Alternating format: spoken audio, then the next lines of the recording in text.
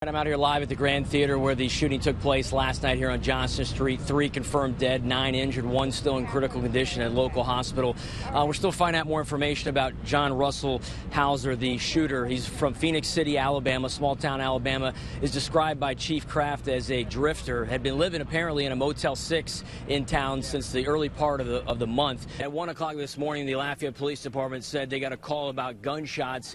And when they arrived, they found a black male deceased in the 1700 block of Simcoe Street.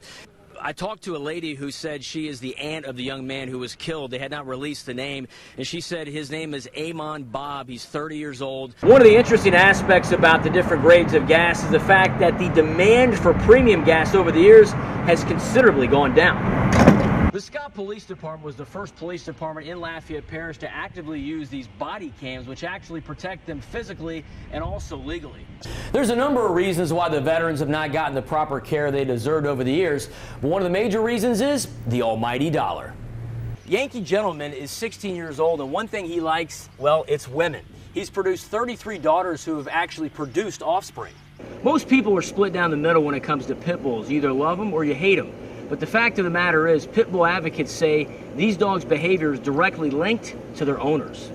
At 1 a.m. on Friday morning, Lafayette police were called to the intersection here of Clifford and Simcoe Streets where they found a deceased black male. In front of one of the Ambassador Caffrey Parkway bridges, which was closed until about 5 minutes ago, state troopers opened it back up, but proceed with caution. All these bridges in our area are very icy. In fact, I came across a small bridge on Eras Landry when I was coming to this live shot, slid about 10 feet. So it's very, very slick out there. Be very careful. In fact, earlier today, I was in Acadia Parish, where I caught up with some truckers who have had their travel plans a little delayed because of these wintry weather roads.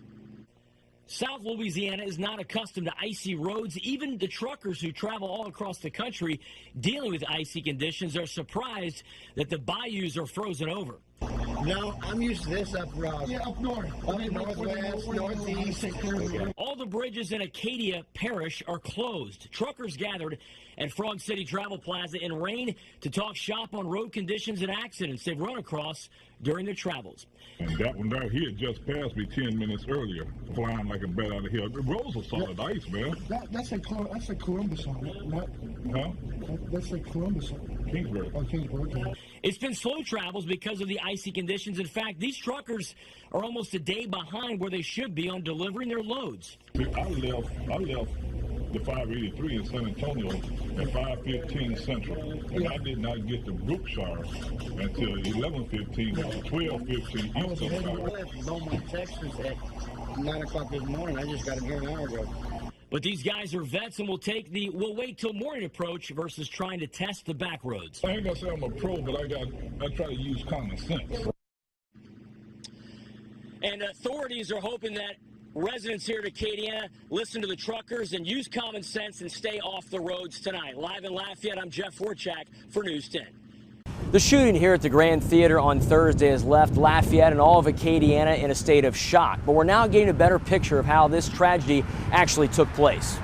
This was a slow and methodical. Look, it was barbaric. This is surveillance video of John Russell Hauser as he purchased a ticket at the front window, then walked into the Grand Theater. He methodically walked down the hall, entered Theater 14, where 20 minutes into the movie Trainwreck, he stood up with a .40 caliber handgun and shot and killed 21-year-old Macy Bro and 33-year-old Jillian Johnson and injured 9 others. How many shots you heard? Like 6 or 7. He shot right at people. Do you have a description of the person with the gun?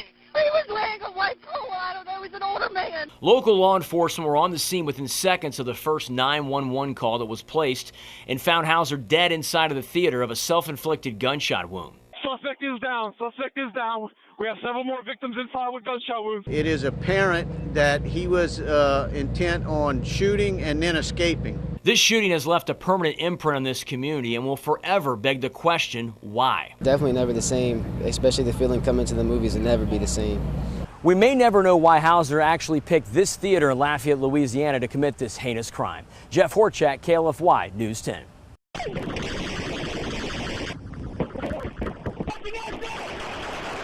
It's one of the most dangerous jobs on the planet. Every day when members of the Sheriff's Department, police officers, and state police hit the road, their life is on the line, and it's all to keep the general public safe. We live in a violent world.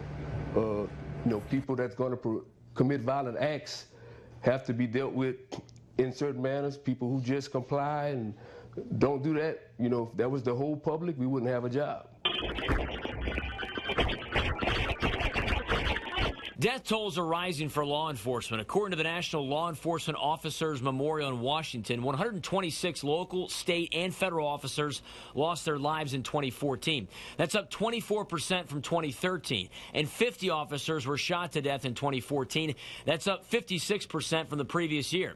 Iberia Parish Sheriff Louis Ackle has been in law enforcement for nearly 47 years, and he takes the training of his deputies very seriously. One of the things I don't want to do is bend on them so hard that they're afraid that they're going to get in trouble and hesitate, and then they lose their lives.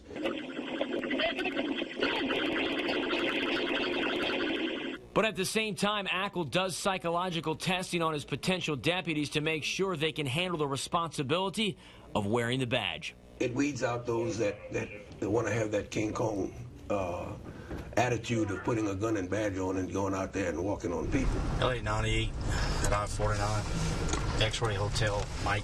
Traffic stops are a big part of law enforcement. In fact, they always keep the law on their toes.